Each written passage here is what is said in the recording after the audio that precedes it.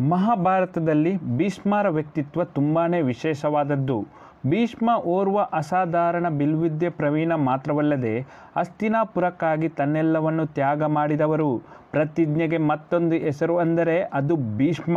ಅದಕ್ಕೆ ಪ್ರತಿಜ್ಞೆಯ ವಿಷಯ ಬಂದಾಗ ಭೀಷ್ಮ ಪ್ರತಿಜ್ಞೆ ಎಂದೇ ಹೆಸರು ಪ್ರಚಲಿತದಲ್ಲಿದೆ. ಸಂತನು ಹಾಗೂ ಗಂಗೆಯ ಪುತ್ರನಾಗಿ ಹುಟ್ಟಿದ ಭೀಷ್ಮರ ಮೂಲ ಹೆಸರು ದೇವದ್ರಥ. ಬಾಲ್ಯವನ್ನು ತಾಯಿಯೊಂದಿಗೆ ಕಳೆದಿದ್ದರೂ ಸಹ ಋಷಿ ಶ್ರೇಷ್ಠರಾದ ವಸಿಷ್ಠರು, ದೇವಗುರುಗಳಾದ ಬೃಹಸ್ಪತಿ, ಶುಕ್ರಾಚಾರ್ಯ, ಪರಶುರಾಮರಿಂದ ಶಿಕ್ಷಣ ಪಡೆದ ದೇವದ್ರಥನನ್ನು ಆತನ ತಾಯಿ ಗಂಗೆ ಶಿಕ್ಷಣ ಮುಗಿಯುತ್ತಿದ್ದಂತೆ ತಂದೆ ಸಂತನುವಿನ ಕೈಗೆ ಒಪ್ಪಿಸುತ್ತಾಳೆ.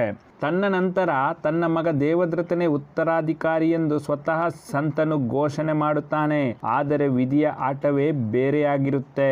ಒಮ್ಮೆ ಸಂತನು ಬೇಟೆಗೆ ತೆರಳಿದ್ದಾಗ ಸತ್ಯವತಿಯನ್ನು ನೋಡಿ ಆಕೆಯ ಸೌಂದರ್ಯಕ್ಕೆ ಆಕರ್ಷಿತನಾಗಿ ಆಕೆಯನ್ನು ಮದುವೆಯಾಗಬೇಕೆನ್ನುವ ತನ್ನ ಇಂಗಿತವನ್ನು ಆಕೆಯ ತಂದೆಯ ಬಳಿ ಹೇಳುತ್ತಾನೆ.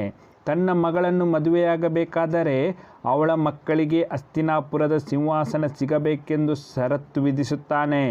ಆದರೆ ದೇವದ್ರಥನನ್ನು ಹಸ್ತಿನಾಪುರದ ಉತ್ತರಾಧಿಕಾರಿ ಎಂದು ಘೋಷಿಸಿದ್ದ ಸಂತನು ಸತ್ಯವತಿಯ ತಂದೆ ವಿಧಿಸಿದ ಷರತ್ತನ್ನು ನಿರಾಕರಿಸುತ್ತಾನೆ. ಆದರೆ ಸತ್ಯವತಿಯನ್ನು ಮರೆಯಲು ಆಗದೆ ದ್ವಂದ್ವದಲ್ಲಿ ಸಿಲುಕುತ್ತಾನೆ.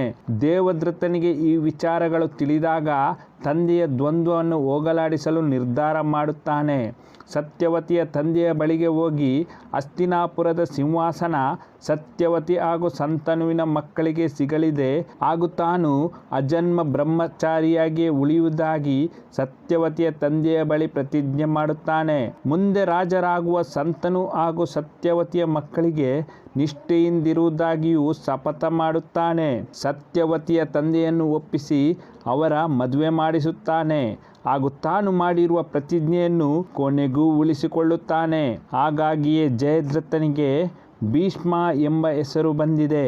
ಆದ್ದರಿಂದಲೇ ಪ್ರತಿಜ್ಞೆಯನ್ನು ಭೀಷ್ಮ ಪ್ರತಿಜ್ಞೆ ಎಂದೇ ಕರೆಯುತ್ತಾರೆ. ಈ ಮಾಹಿತಿ ಇಷ್ಟವಾದಲ್ಲಿ ದಯವಿಟ್ಟು ಈ ವಿಡಿಯೋವನ್ನು ಲೈಕ್ ಮಾಡಿ ಅಥವಾ ಕಮೆಂಟ್ಸ್ ಮಾಡಿ. ಮುಂದಿನ ವಿಡಿಯೋದಲ್ಲಿ ಹೊಸತೊಂದು ಮಾಹಿತಿಯನ್ನು ನಾನು ನಿಮಗೆ ತಿಳಿಸಿಕೊಡುತ್ತೇನೆ. ಎಲ್ಲ ವೀಕ್ಷಕರಿಗೂ ಧನ್ಯವಾದಗಳು.